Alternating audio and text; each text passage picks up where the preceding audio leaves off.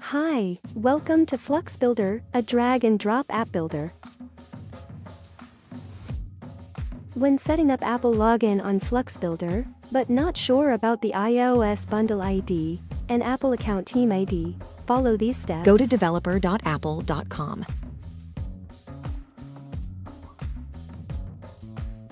Click on Account.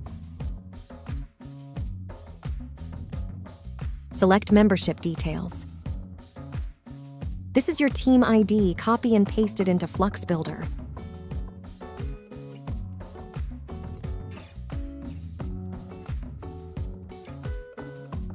Select identifiers to obtain the bundle ID.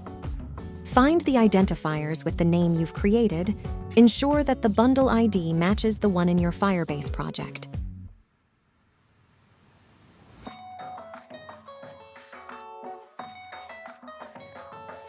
Copy the bundle ID and paste it into FluxBuilder.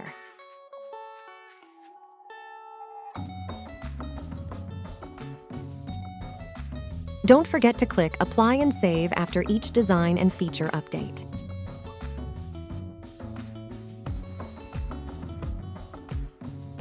You're all set.